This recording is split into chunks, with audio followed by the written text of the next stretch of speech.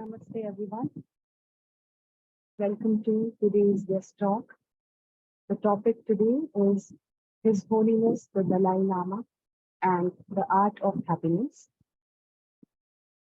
We are happy to have Mr. Rajiv Mehrotra as our guest speaker today. Many of us would already be knowing about him.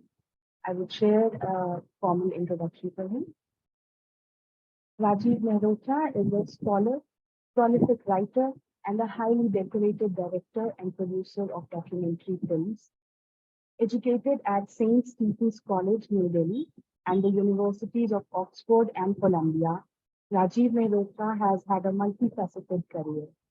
He has directed, produced more than 650 documentary films, winning more than 300 awards, including 49 national awards from the President of India. His 9 books, published in more than 50 editions and languages, include The Essential Dalai Lama, The Dalai Lama on Life, Living and Happiness, The Mind of the Guru, and Thakur Sri Ramakrishna, a biography.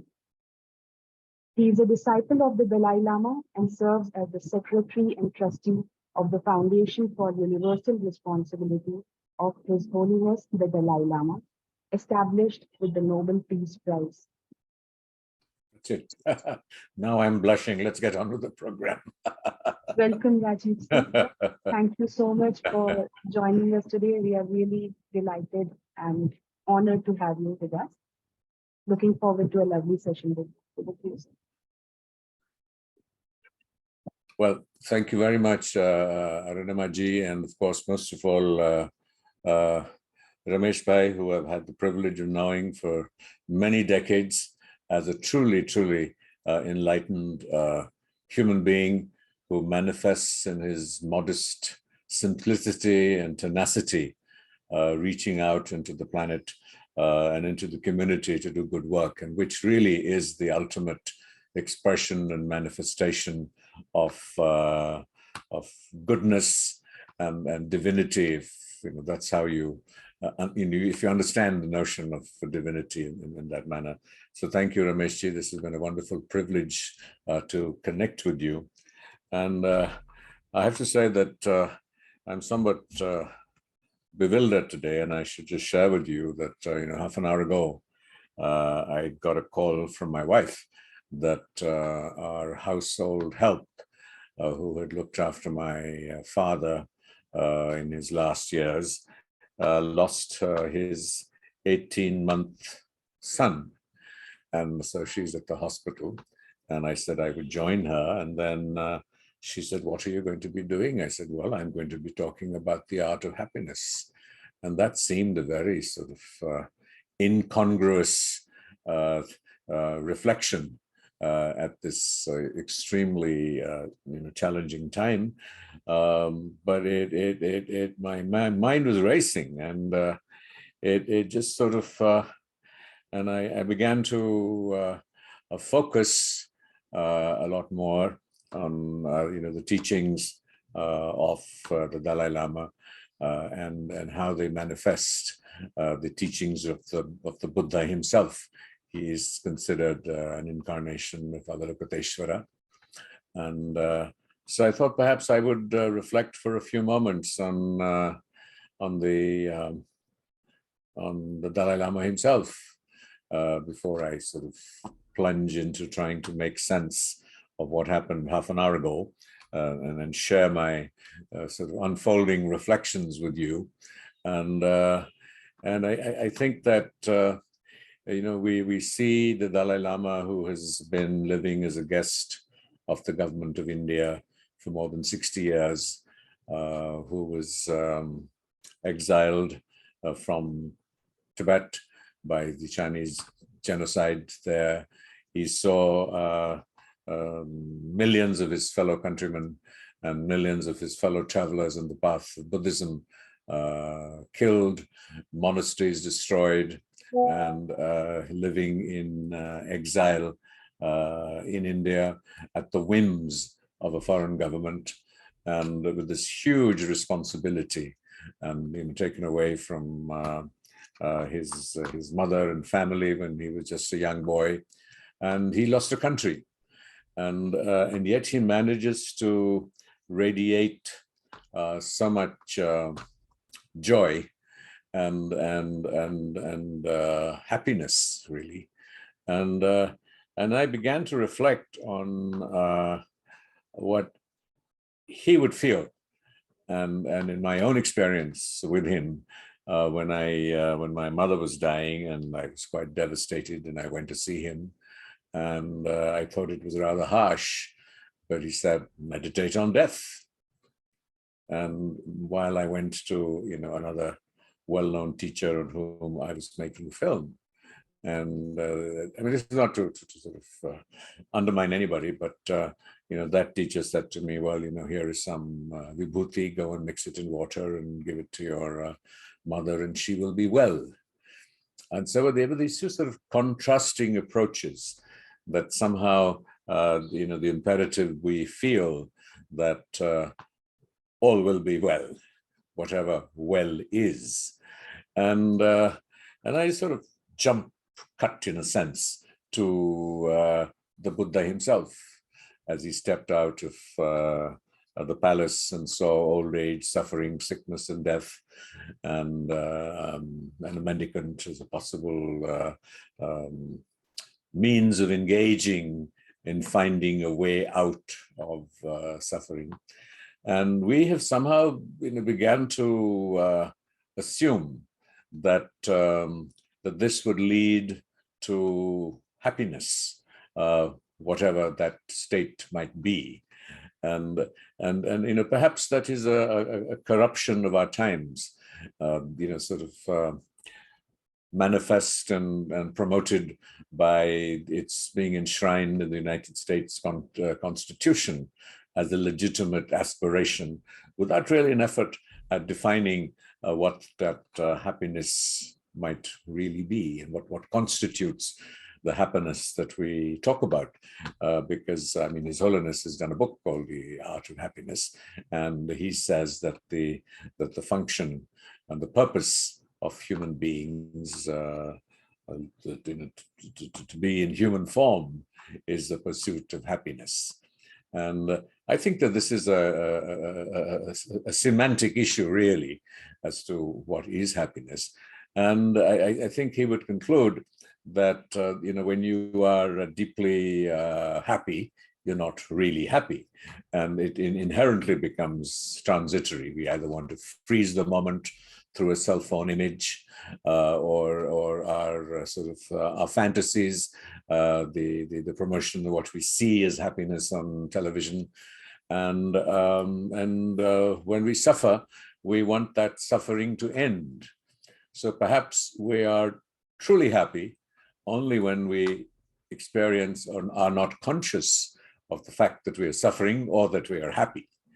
And the closest English word, I suppose, that would come to that might be equanimity, but I'm not so sure. And so I would just sort of go, down, the Buddha's journey, which in many ways is paralleled by His Holiness 2,500 years later. And so the Buddha steps out and he engages from the palace into the forest, and he engages in the techniques and practices that were available at that time to see if he could find a solution. I'm not sure he was looking for an answer per se as to how we could not suffer.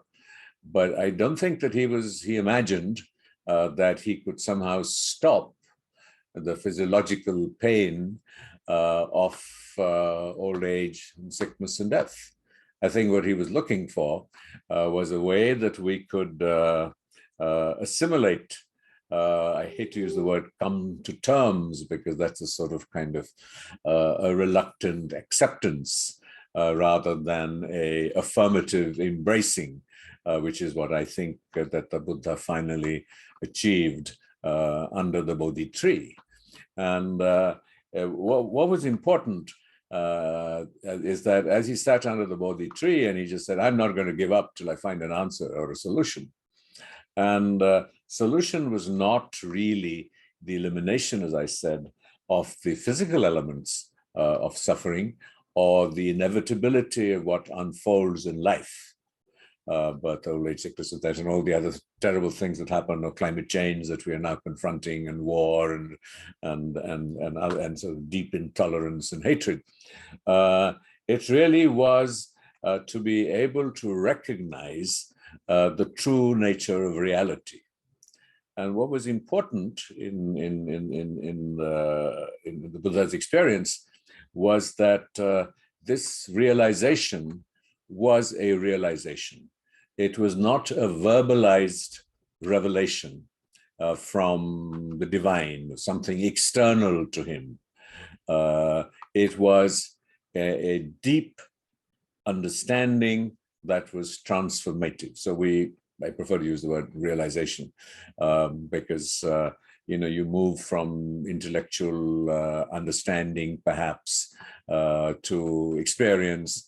And it is only when you deeply realize that it begins to impact your deepest reflexive responses.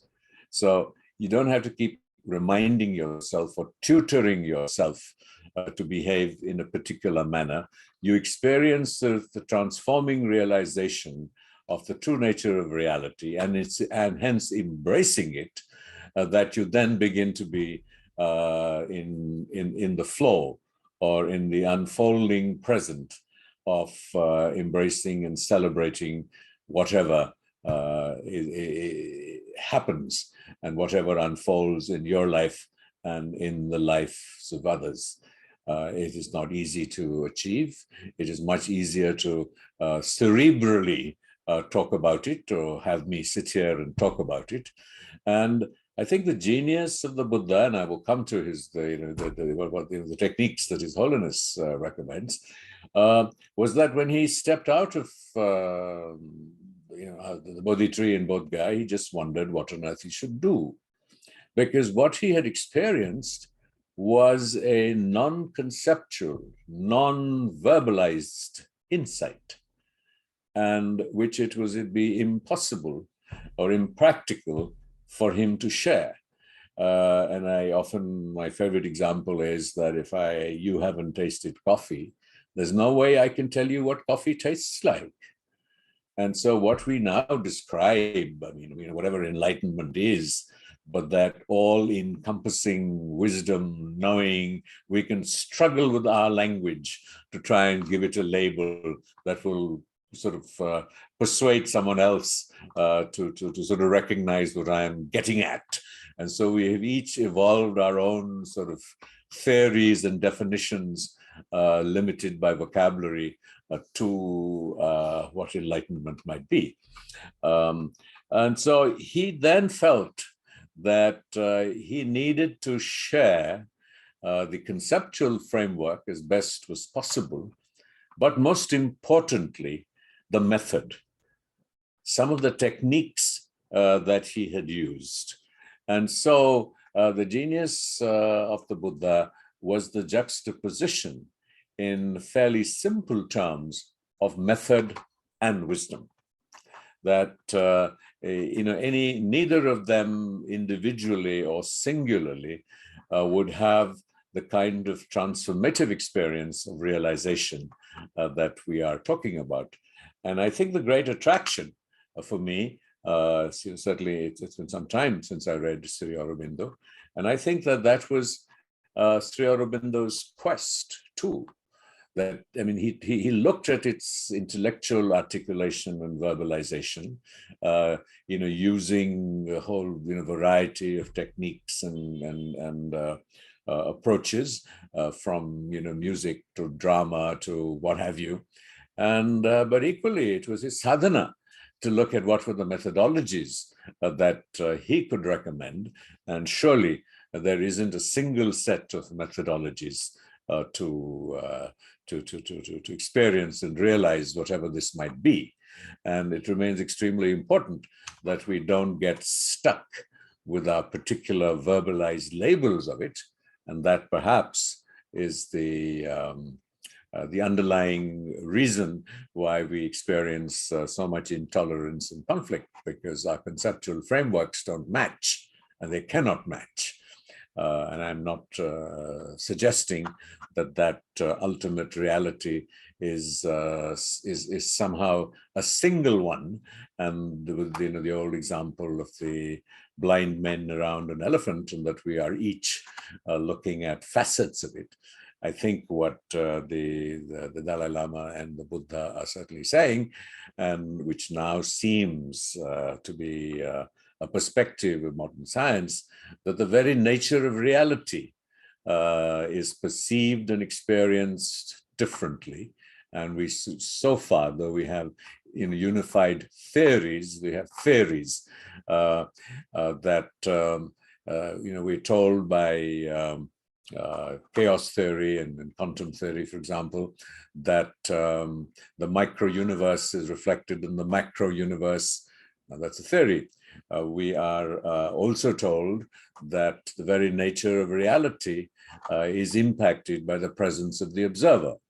And so you have the famous split experiment, the light going through, two small holes, and the shapes and forms that it takes. So there was a very fundamental recognition that this was a particular path and a structure of practice and method and wisdom, and that it was not definitive and final for all sentient beings, which is what a phrase that the Dalai Lama often uses. And so I won't dwell too much on the Buddha's teachings itself, but really to talk about how the Dalai Lama, as its perhaps best known representative for our times, and is perhaps one of the preeminent leaders across faiths. And he would argue that Buddhism is really not a faith, because he often quotes the Buddha, who on his deathbed was asked by Ananda, who had been looking after him, who was mourning his passing and saying, "Now what are we going to do? And I still have questions to ask."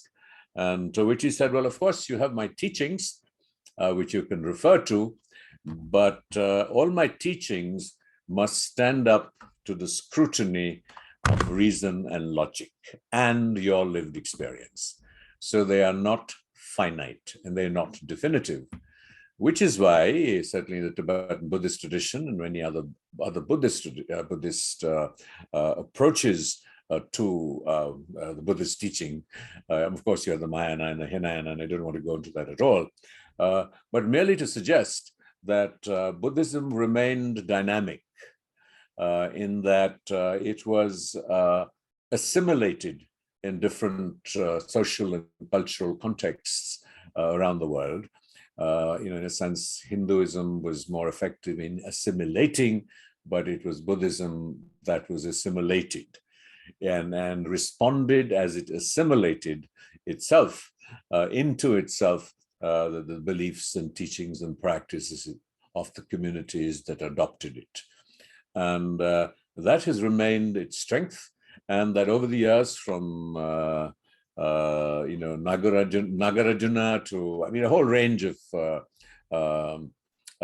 Buddhist teachers have come, and many of them are believed to be Buddhas themselves, who have taken further the teachings of the Buddha, and so it isn't frozen in what the Buddha said, and this is one of the few traditions where there isn't an original voice, that is the original voice of a revelation received, that is frozen and now needs to be interpreted or verified for its authenticity.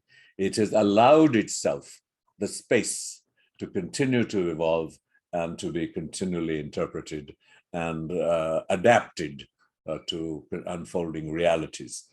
So what was this nature of reality? And so His Holiness argues, as the Buddha does, that if we can truly understand what it is, and I keep repeating this, intellectually and experientially, then we will reach this stage of, for want of a better word, equanimity, but for all practical purposes, I guess, in common contemporary jargon, happiness.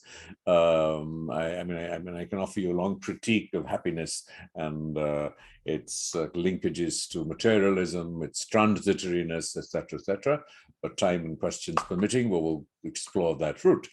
And so he broke it up into some elements, and which now form the basis of His Holiness's Buddhist, and I should add and underscore in bold letters, his secular teachings, because there is now a movement, certainly in the West, that describes itself as Buddhism without beliefs, that describes itself as secular Buddhism.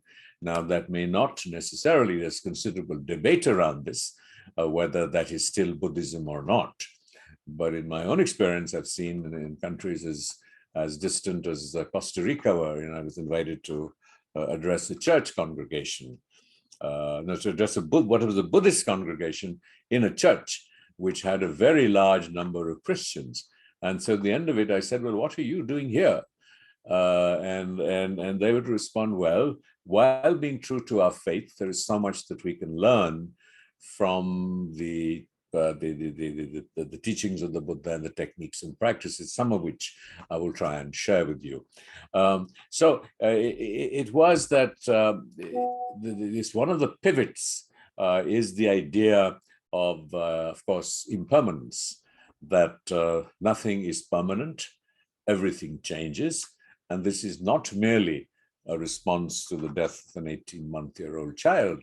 And I just, I'm stunned as to, what I will say to him when I see him in an hour's time, and what words I can use at this stage. And so I will first flag these ideas and then try and develop them a little further. And so it's impermanence, and that links to the idea of interdependence, and which means that we are interdependent on each other, and certainly with the global climate change that we see now, and we know from scientific theory, very famous quantum theory, that when a butterfly flaps its wings in the rainforests of the Amazon, there can be a tornado in Bangladesh. And there isn't the time and space here to look at what that causality is. So very much in the nature of modern ideas of causality, you have interdependence. So when our own lives are interdependent, the fact that I'm sitting here and speaking to you is dependent on so many factors. Electricity that is powering my computer, the person who designed and made the computer, the cup of tea that I had, the person who, the guy who's growing the tea, who cut the tea leaves, the household help who made it for me. I put some milk, and the milk came from somewhere else.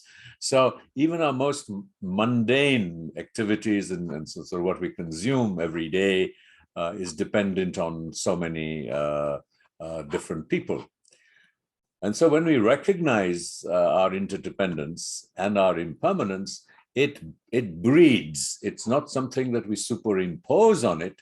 It breeds a sense of gratitude, because we couldn't survive if it wasn't for this support and the interlinkages that make our lives and the survival of the planet possible, as it will its destruction if we don't get our act together on climate change in time. And so it's as a sort of the antidote and to this, and simultaneously something that we can consciously nurture is the idea of compassion. And so what we can do, and what I will try and do with the suffering family, is to be compassionate and feel with them. I don't think that words or rhetoric, drawing from the scriptures or the cliches, are actually make an impact. So it would really be to the degree that I can be present and experience both my sense of interdependence, gratitude, connection, while embracing or helping him embrace the idea of impermanence. And so, what the journey does is that first His Holiness will talk about interdependence, and I'm just giving you a brief snapshot. It's quite self-evident, and the same thing about impermanence. And this might be a time for a minor diversion into the idea of happiness. And I think that I mean, I don't want to look at causes. I don't know what any sort of a particular aspect that has caused this obsession with permanence. Whether it is our economic system, it is advertising, it is Bollywood movies, Hollywood movies, media. I mean, there are all kinds of fingers pointed at different facets. I have no idea, if we can really isolate any specific element, but just the composite of who we have become as a species. And I do feel that we are in a state of crisis as a species. And so what happens is that we are so ignorant of the idea of impermanence that we believe that every romantic relationship is eternal. If you're lucky, it may last this lifetime, or the lifetime of one of you, and or that the new car that we buy, or the clock, or the mobile phones are the new thing that we keep upgrading, and even as we see them being impermanent, we quickly put them aside. And I think we've begun to do that with our relationships. Rather than embracing and engaging and evolving with that impermanence, we just put it aside and replace it. And so we replace our human relationships just as we replace our telephones and our motor cars, or our jobs, or our commitments, or our political beliefs, or our ideologies.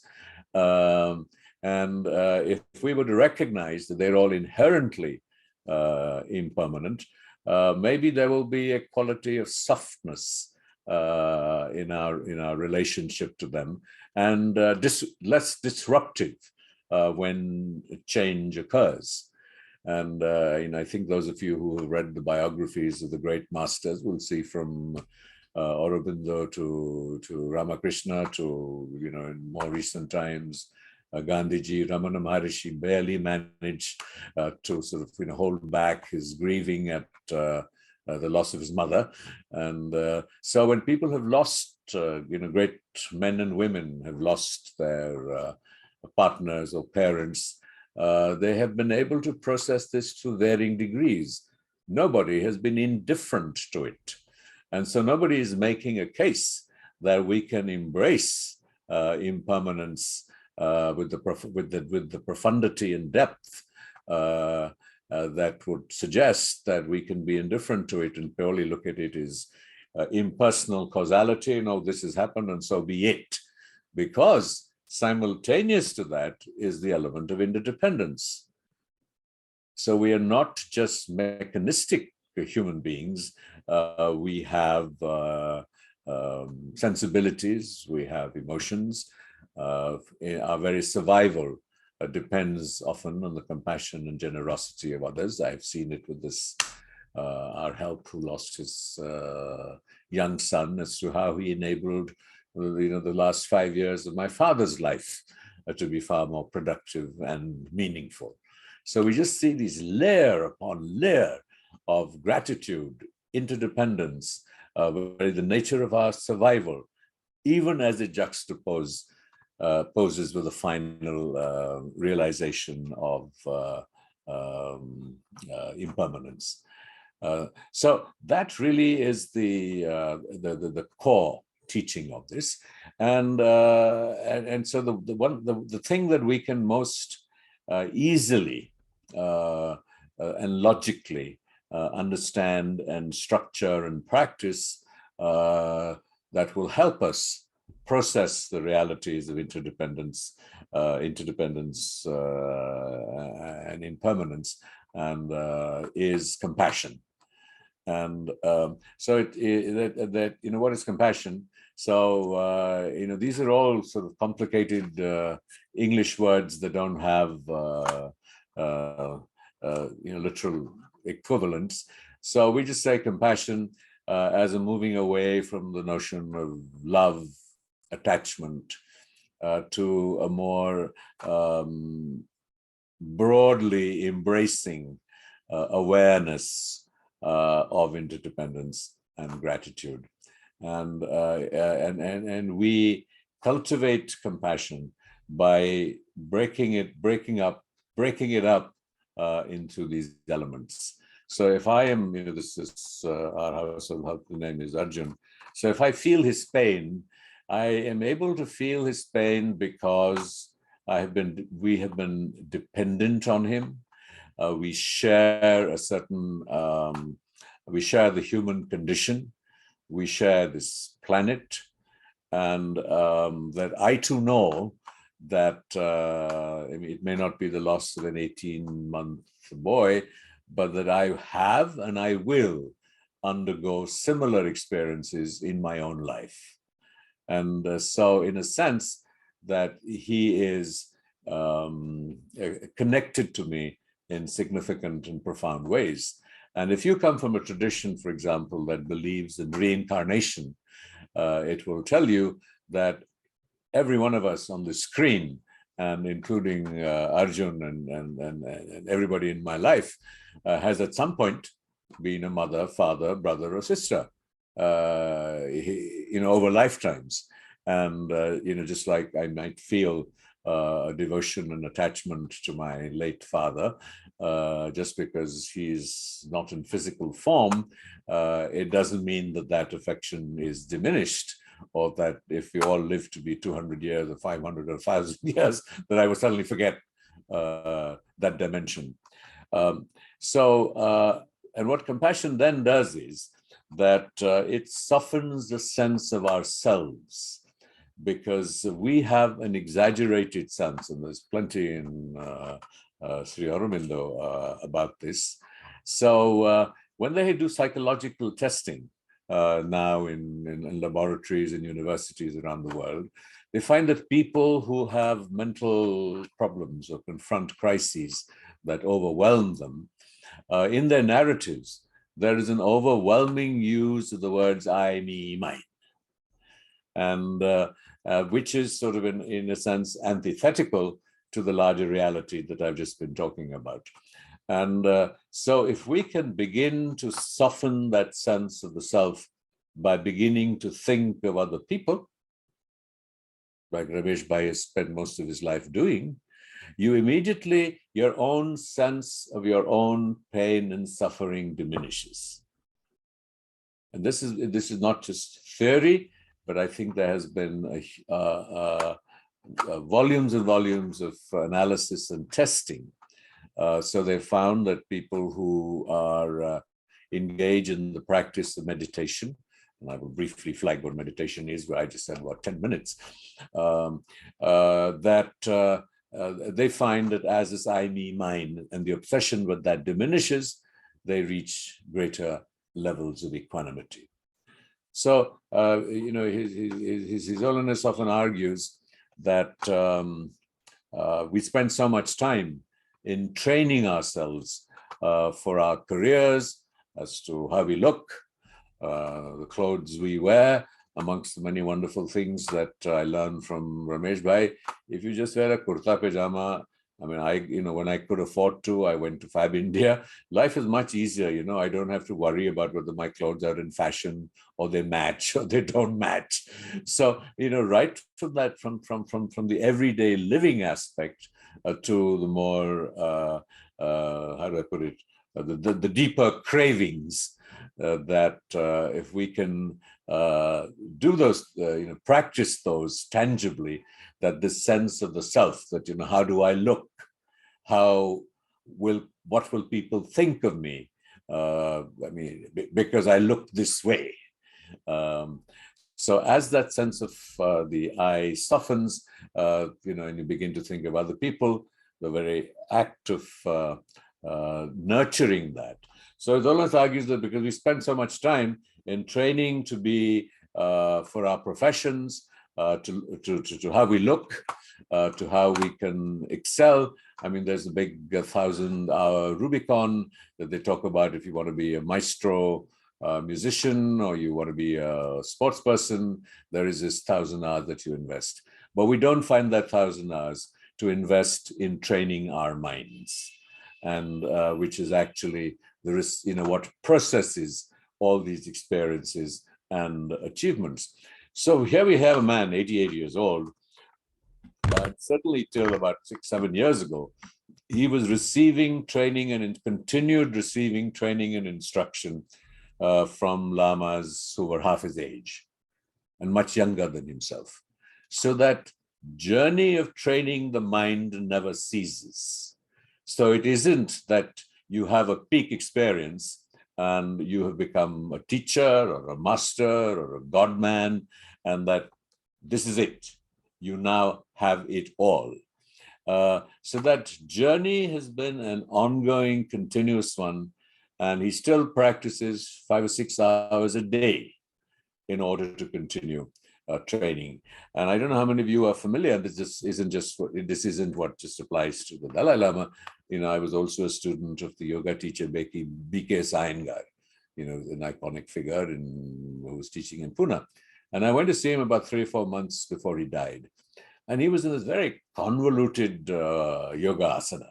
And I said, Guruji, what are you doing? I mean, you have all these problems and your age. He said, there are still parts of my body that my consciousness has not reached. So that tenacity of pegging away, of being able to experience the true nature of, I have to say relative reality, but reality from the point of that you approach this. And we also know today that as brain imaging has progressed, the idea of neuroplasticity of the brain, which means that as you practice and you cultivate through practice different mental states, that it begins to impact the biochemistry of your brain in enduring ways. So change is possible, even at the biological cellular level, and it's too complicated to get into the relationship between brain, mind, body, soul, is there a soul, et cetera, but purely in the causality aspects, we do know that if you take a pill, say an antidepressant, whether you should or not, whether it works or not is another debate, but that it can impact your emotions. And similarly, through the practice of meditation. And what do we understand as the practice of meditation? Is training the mind, familiarizing the mind consciously with ideas and thoughts, such as compassion, interdependence, and impermanence, that it begins to affect your reflexive responses. And it's not very different that if I wanted to lose 10 kilos of weight and Rameshji decided he wanted to build up muscles, we would have to do some form of exercise if we wanted change in that sense. And so we have to exercise our brain. And this is too short a space, and I think certainly the Aurobindo tradition offers a rich, rich heritage, an inheritance from the great master and the mother of practices. And again, it is His Holiness's a deep commitment to celebrating diversity that celebrates and recognizes that depending on our mental dispositions and where we are geographically located, where we are climatically located, where we are culturally located, that each of us needs a different mental diet, just as we need a different physical diet. And that we can learn from each other. And so, His Holiness will go into a church and sing a Christian hymn. He will go into a mosque and wear a skull cap and do the namaz. And to the degree, in terms of his openness to experience, I don't know how many of you are familiar with the Dargah in Ajmer, which is very famous and well known. And so, Khwaja Sahib had founded this centuries ago. So it's a Sufi shrine, and Salman Chishti is the young keeper of the faith there. And he was telling me, I mean, I was there, but on the periphery, that His Holiness went to visit the Ajmer Dargah. And he prostrated before the grave of Khwaja Sahib, and his head was resting on the perimeter. And everybody got worried. I mean, it was about 20, 25 minutes. He was just prostrate flat with his head resting on it. And then he rose and sort of in deep silence and glow and said, I have experienced divinity. So someone asked him and said, well, I mean, you're an agnostic. And how have you experienced divinity? He said, well, I have experienced what people feel divinity is like. And I have great respect for that experience. And I think that it teaches us many things. It really teaches us that the imperative in our own journey and quest, that while we can draw inspiration and guidance to the teachings and experiences of the great masters, ultimately our journey is our own. And even though it's a huge cliche, but I think it's real in every syllable and every word, that the destination is the journey, because we create this fantastic aspiration for ourselves that when I am perfect, either have all my possessions, or I have spiritual materialism in the sense that I am now enlightened and I can now tell the world how to live their lives. And so one of the most endearing aspects for me about my guru and teacher is the number of times he will say, I don't know. So as someone who knows very little, and it's sort of time up for me, and I'm happy to try and answer any questions from the little that I know. I'm not sure how you want to structure this, but I sort of hand this over to Arunima. Thank you so much, sir. It was a lovely session, very insightful. Participants, if anyone has a question, please put the question in the chat box, or you can unmute yourself, raise the hand, and please unmute.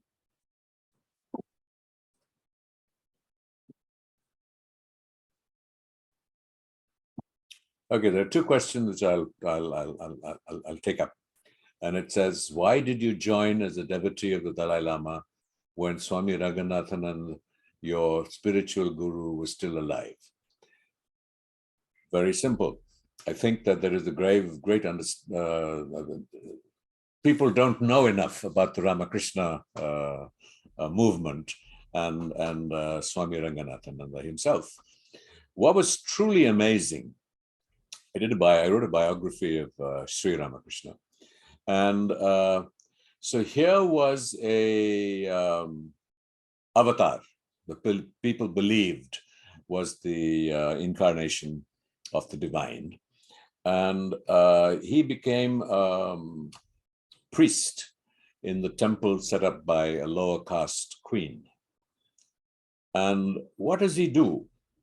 Once he takes charge, he engages in the sadhanas and practices of the different strands and schools of Indian philosophy and practice, Advait, even Tantra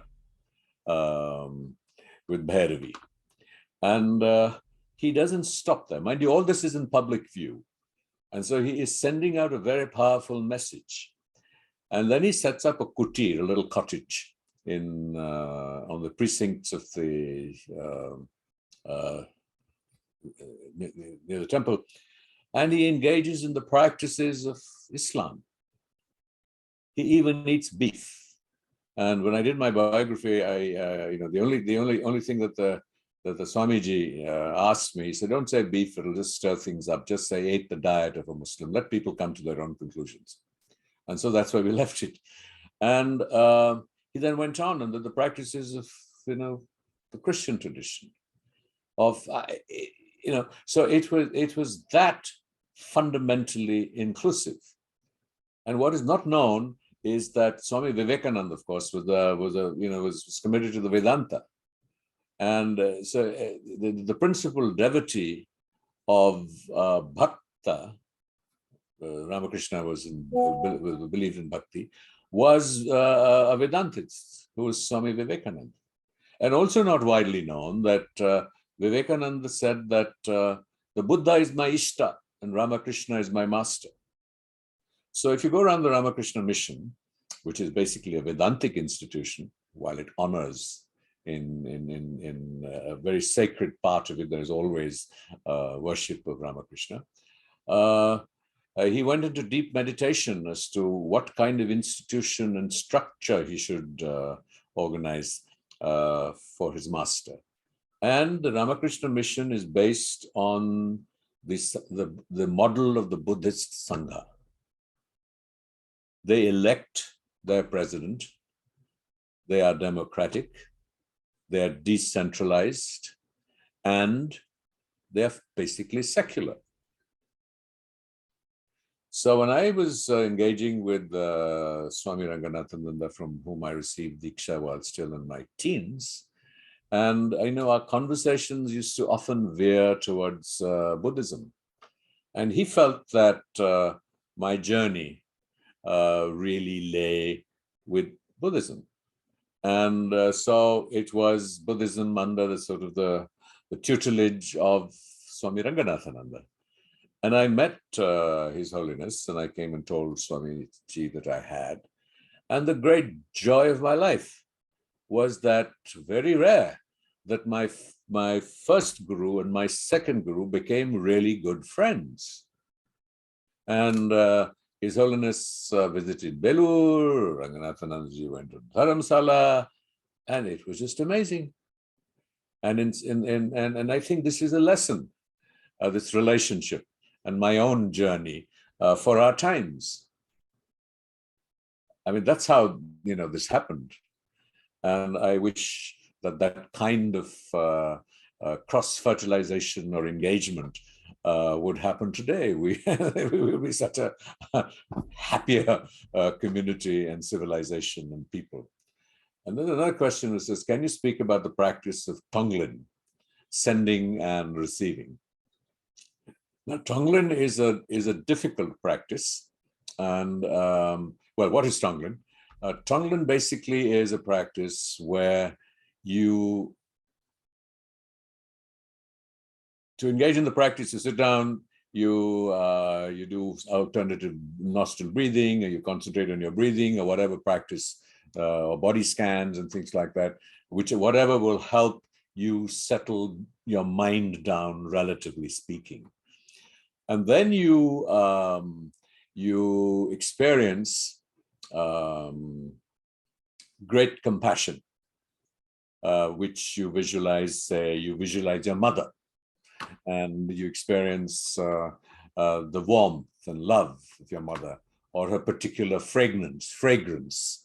The problem, of course, is that when we've been trying to share this in Western countries, many of them have neurotic relationships with their parents. And so we had to find a substitute. So we can say it can be a pet, it can be anyone you want, but someone with whom you have an unequivocal, unqualified relationship of caring and love.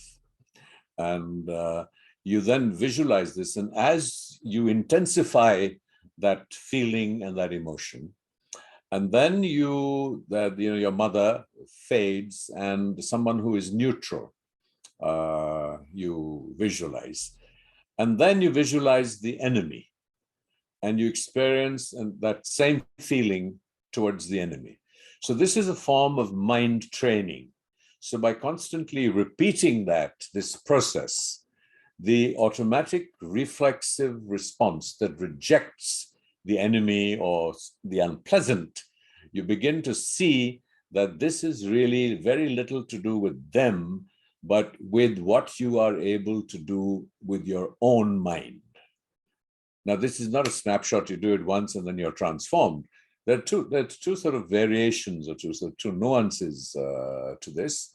And, and the second is that, you normally we hear of how you visualize golden light coming into you. So you want to cleanse all your aches and pains and grief and suffering, and that it could come from a deity, it could come from the sun, and if you're depending on what tradition you are in, from your teacher, and they send out golden light, and you obey the golden light, and what all the negativity goes out as black smoke.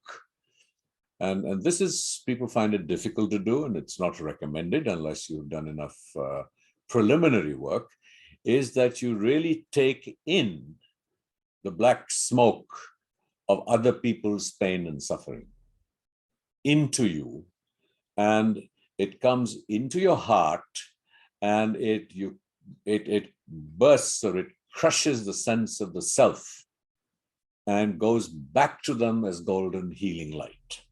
So you quite literally, not just metaphorically, but experientially take on the suffering of another human being or an animal or all sentient beings. So what this does is that it softens the sense of the self, and it also changes your relationship with other people. So you start by taking on the suffering of those you love, then you start taking on the suffering of your enemies. And I do have to share that one of the things that I found that I have that have lived with me in the 45 odd years that I've known as Holiness is that when I first went to Dharamsala, I was amazed that on the prayer mats of the monks, it said, "Pray for the Chinese." And this was the community that had just come out. It's like, the Jews saying, "Pray for the Nazis." And but there it was. And the prayer ceremony was really, "May the veils of delusion lift from the Chinese." That was the way they started their prayer. And so it was really saying that they're just deluded, which is why they're doing and doing what they are. And so it's a very fundamental practice, but certainly the one of taking in someone else's suffering is to be cautiously done, because it could harm one. There is a very important feature which I feel I should mention. I thought I wouldn't, because it's not something that I am myself on top of, but I think I'd be recalcitrant if I didn't flag, the fourth dimension, which is in the Tibetan Buddhist tradition and the teachings of the Dalai Lama, is called Shunya. And Shunya is translated as, or mistranslated as emptiness, and misunderstood to be nothingness. So we don't normally get into a discussion about it, because for the reasons that I had mentioned, that these are difficult to explain, because there is no equivalent vocabulary for them. But I think that for you to be familiar with the idea, even in its gross explanation that someone like me can offer you, I think it's important to just briefly flag that. And at the simple level, it's quite easy to grasp, but experientially much more complicated. And many of you may have heard of the old illustration of a practitioner in the dark mistaking a rope for a snake. And when he mistakes the rope for a snake, his reality is that the rope is the snake. And that's it. And so he treats it as a snake. Now, what is it? Is it a rope or a snake? And who establishes what it is? And so what it really says is that all reality and everything is really dependent on the causes and conditions that in which they are perceived and in which they are experienced. So an easier example to understand, an imperfect one though, is say ice cream. And so ice cream is ice cream because it's made up of milk and cream and what have you. But the temperature at which those components come together is very decisive, because before it becomes ice cream, it is not ice cream, it is its component elements. And while it is at whatever, 0 degrees, say -2 to +2, it is ice cream. But the minute the temperature rises or drops, it stops being ice cream. So everything we see and we experience is what it is because of certain external and internal qualities and circumstances. So if we can deeply internalize that, then we know that everything that we're attached to is not solid and is dependent on external factors and its internal qualities. And so that too loosens and diminishes our attachment to it and to craving. And so what the Buddha really was saying was that we suffer because we crave a false reality and we crave a gratification that cannot fulfill. But if we begin to realize that what we crave is not only impermanent and is interdependent, but actually has no existence independent of these causes and conditions. So if we realize the fragility of ice cream, we either gobble it up really quickly or we rush and put it in the freezer in order to hold on to it. So that's the craving. How do you hold on to ice cream? So, I mean, a sort of very loose kind of analogy to what this idea is. And the great masters, I think across traditions, through practice, are able to see this. This is like the ultimate nature of reality. So we talk about two truths. So this is the absolute truth. But the relative truth is the ice cream is the ice cream and we can enjoy it. So is there any other question? No. Thank you, sir, addressing the questions. Dr. Bijlani, I request you to share your view.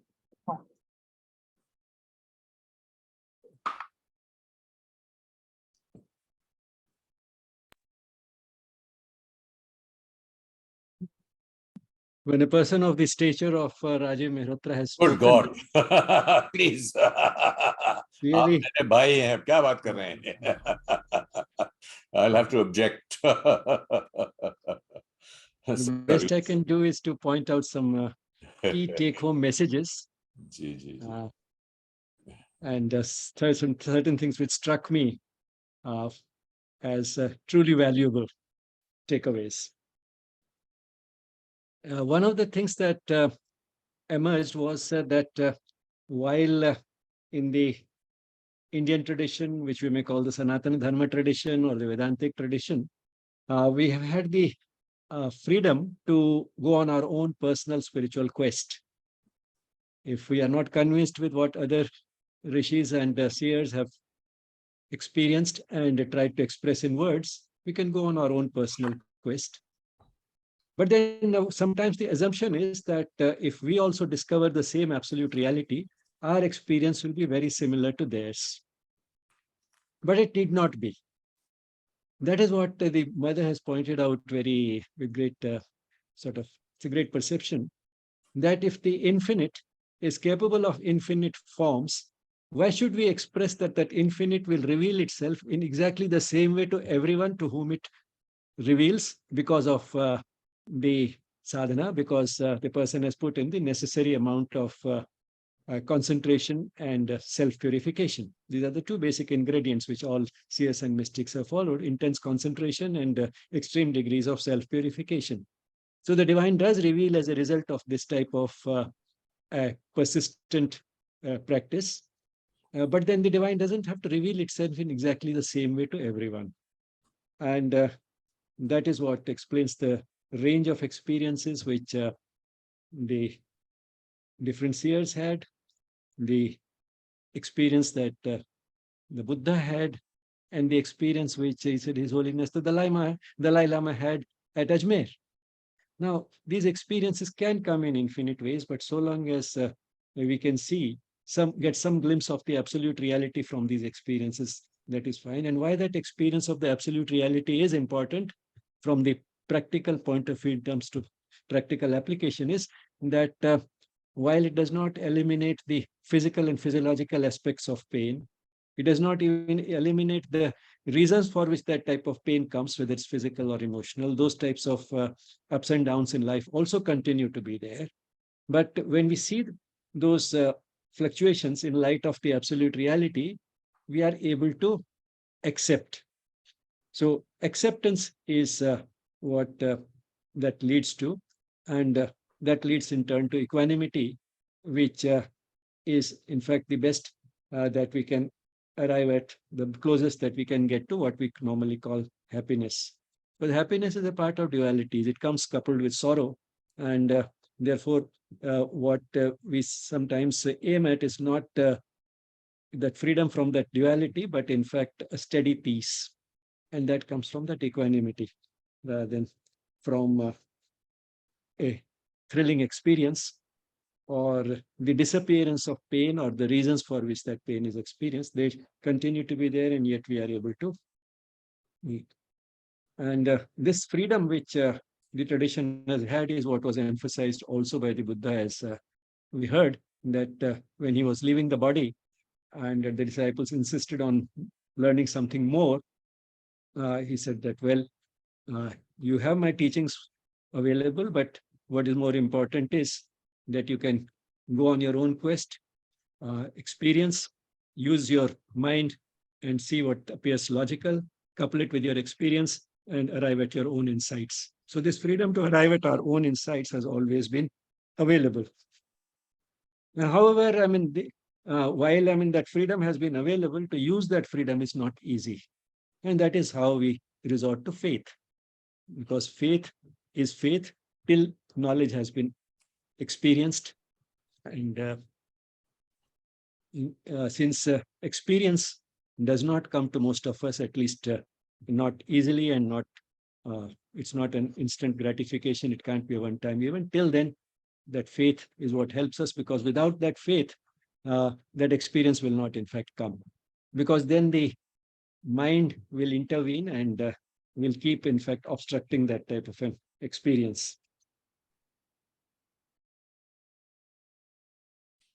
Another important thing that I feel one can repeat is that we never in fact stop learning, and His Holiness the Dalai Lama in fact continues his practice, as well as acknowledges, even if it is out of his humility, that he continues to learn from people half his age.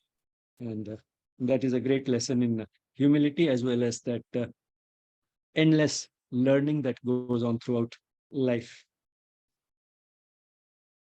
Then, this meditative practice of praying for everyone, including our enemies, and even going to the extent of taking on the suffering of the enemies, processing it and returning it after transforming it into a golden light, healing light, is again something which is very revealing.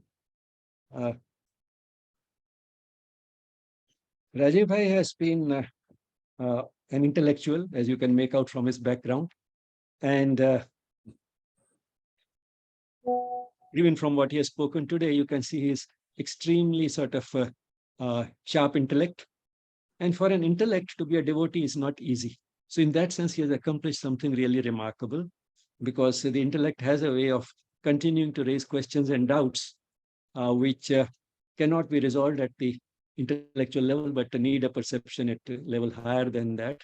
So I'm sure that also he has very well developed that sense which goes beyond reason, and that is how it has been possible for him to become a devotee.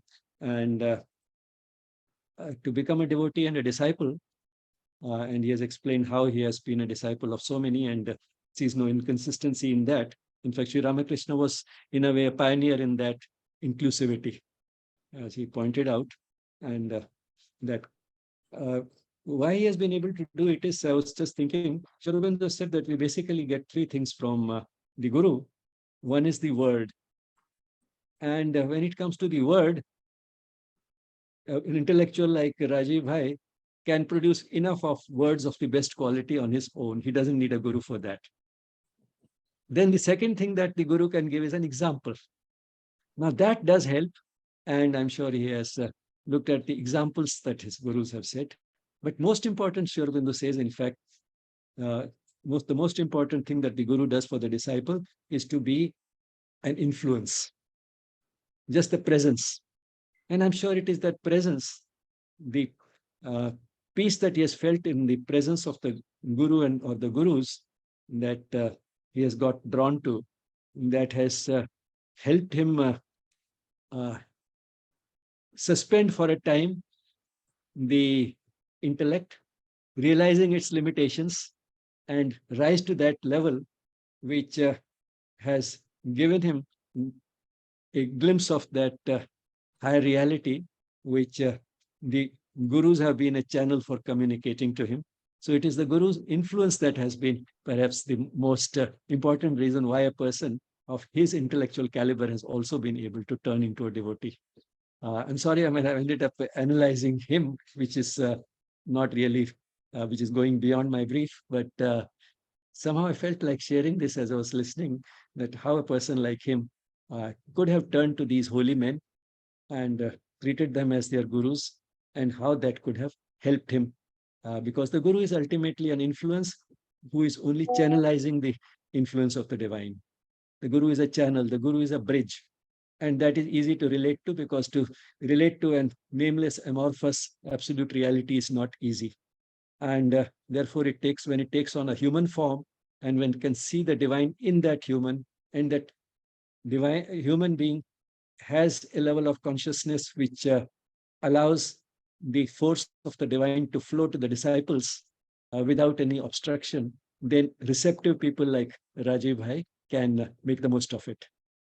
So I think that is the type of process that he has been experiencing, which has been uh, important in his life. And then he has not stopped there. He has been sharing it with others, because that is what spirituality is about. Lord Buddha didn't stop at his own enlightenment. He returned to share it with the world. And that is what Sri Aurobindo and the mother also emphasized, that spirituality is not for our personal salvation, but in fact, the most important thing that any one of us can do, even with all our limitations, is to develop that sense of oneness with the rest, and express that oneness by giving what we have to those who need it. And those who can't give on their own, they don't have that spiritual capacity, they can further in turn act as the channels of the guru. The guru acts as the channel of the divine, and then the disciple can act as a channel for the guru. But then one flame can continue to light other flames, and that is how one can sort of justify one's existence, fulfill the purpose of one's life, become happier, experience the type of joy that is independent of external circumstances, and also make the world a better place to live in. So that is the type of engagement that Rajiv Bhai has had for many decades with his gurus and the world. Ramesh Bhai, my God, you're a dangerous man. This makes me so vulnerable to ego, if I believe the word that you said. But I appreciate everything that you said. But alas, I wish that were true. You haven't seen my moments of panic and despair and upset. And but thank you very much, Ramesh Bhai, and the Aurobindo Society. And I only want to say, you don't need any other speakers. You have Ramesh Bhai here. Just put him on every week, and we will all learn so much from him. And I really celebrate the fact that he has and all of you have brought together such an amazing sangha. And what can I do? I'll just sort of send you my prayers and the intention behind the prayers. We're not, I think Ramesh Bhai mentioned faith. And I think that what the Dalai Lama would say that is that each one of us needs, as I said, a particular mental diet, and perhaps we need faith, and so we need faith. It doesn't make it superior or inferior or better or worse. And I'm really grateful for this inclusive space in my prayers with you, and I hope that I will continue to interact with you and learn from you. I'm glad you repeated that we all need a different type of diet, mental diet, spiritual diet. So we all have our individual requirements.